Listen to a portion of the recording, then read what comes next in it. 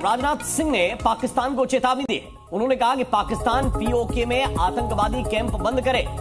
पाकिस्तान को इनको खत्म करना ही होगा, नहीं तो डाट डाट डाट। को बताता हूँ आईबीजीज क्या है और पाकिस्तान को खतरा क्या है। क्या भारत पाकिस्तान पे हमला करने जा रहा है? के राजनाथ सिंह साहब ने एक बार फिर पाकिस्तान को ललकारा है और एक बार फिर कश्मीर की बात की और उनका ख्याल है कि हम कश्मीर में कोई गड़बड़ कर रहे हैं, जम्मू कश्मीर में। ये बार बार आखिर कश्मीर जाकर उनको हम क्यों याद आ जाते हैं? इसलिए कि हमें भी खैर कश्मीर याद रहता है, लेकिन इस वक्त इस स्टेटमेंट की क्या जरूरत थी? इंडिया कहता है कि ये जो हमारी डिफेंस फोर्स है, जिन्हें हम आईबीजीज कहते हैं, ये इमीडिएटली हिट करेंगे, पाकिस्तान को अटैक करेंगे। जब ये अटैक करेंगे तो ये 7 मुख्तलिफ एरिया से अंदर आ जाएंगे। जब 7 मुख्तलिफ एरियाज में ये अंदर आएंगे तो देन आप उसमें फिर आप देखिएगा कि एक तमाशा लग जाएगा।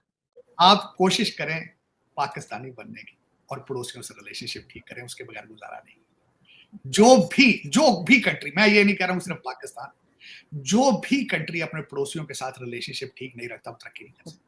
हमारे पास वो कहते हैं कि 72 से 96 आवर की विंडो होगी।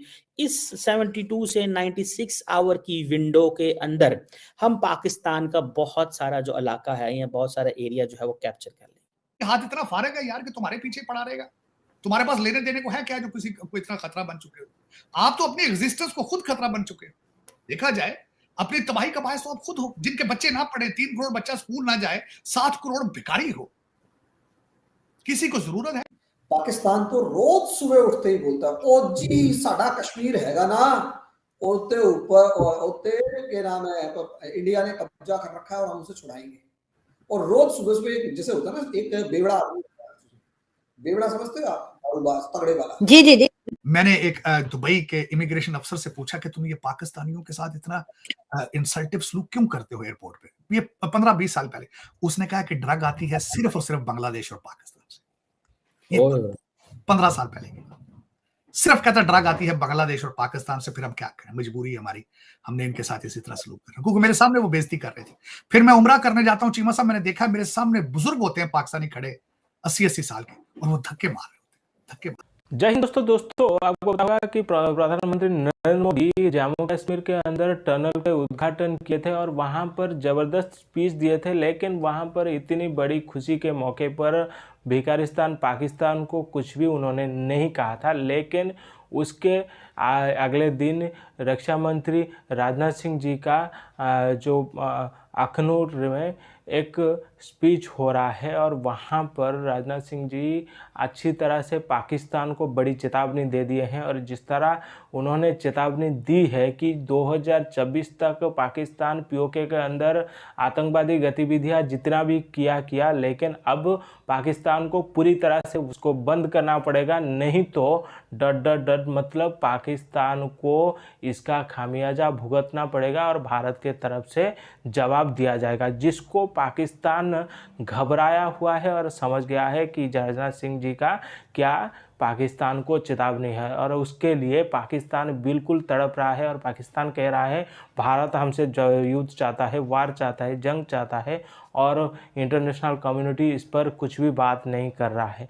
लेकिन अगर कुछ भारतीय लोग भी बार बार कहते रहते हैं कि भारत तो सिर्फ कितने सालों से पाकिस्तान को चेतावनी ही दे रहा है, लेकिन इसी चेतावनी से ही बहुत ही ज़्यादा काम होता है। अगर देखा जाए ये स्ट्रैटेजी सिर्फ भारत नहीं, बड़े बड़े कंट्री यूज करते हैं। चाइना बहुत ही सालों से ताइवान को चेतावनी दे रहा है, अमेरिका चाइना को दे रहा है, रशिया यूरोपियन कंट्री को दे रहा है। तो ये जो चेतावनी अगर नहीं देंगे, तो अगर आप कुछ भी बात नहीं करेंगे तो वैसे भी आपका बात कहीं पर भी नहीं लगेगा, मतलब दब जाएगा। तो ये चेतावनी बहुत ही काम देता है और इन आतंकियों को चेतावनी से ही समझाया जा सकता है। अगर नहीं समझते हैं तो एक्शन करने के लिए भी भारत पूरी तरह से सक्षम है।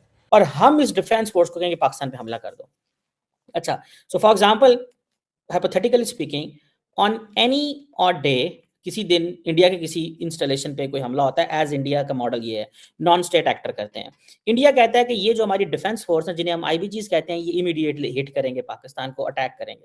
जब ये अटैक करेंगे तो ये 7 मुख्तलिफ एरिया से अंदर आ जाएंगे। जब 7 मुख्तलिफ एरियाज में ये अंदर आएंगे तो देन आप उसमें फिर आप देखिएगा कि एक तमाशा लग जाएगा। और फिर क्या होगा? फिर उन्होंने कहा जनाब फिर तो लॉटरी निकल आएगी। लॉटरी इस तरह निकलेगी कि जो जिसे कहते हैं ना कि पाकिस्तान के लिए मुश्किल होगा, पाकिस्तान तैयार नहीं होगा, और जब पाकिस्तान तैयार नहीं होगा तो हमारे पास वो कहते हैं कि 72 से 96 आवर की विंडो होगी। इस 72 से 96 आवर की विंडो के अंदर हम पाकिस्तान का बहुत सारा जो इलाका है या बहुत सारा एरिया जो है वो कैप्चर कर लेंगे, और ये करेगी IBGs, ये करेंगे। अच्छा, अब अगर if this that was the model, बाद में लेकिन इंडिया ने कहा जी कि नहीं, हमने ये ऐसी बात नहीं है, हमने नहीं मॉडल सोचा नहीं था, ये था वो था। उसके बाद फिर पाकिस्तान ने आई थिंक जो है एक शॉर्ट रेंज मिसाइल है नसर, वो इंट्रोड्यूस किया, that is a tactical nuclear weapon, वो इन्होंने इंट्रोड्यूस कराया।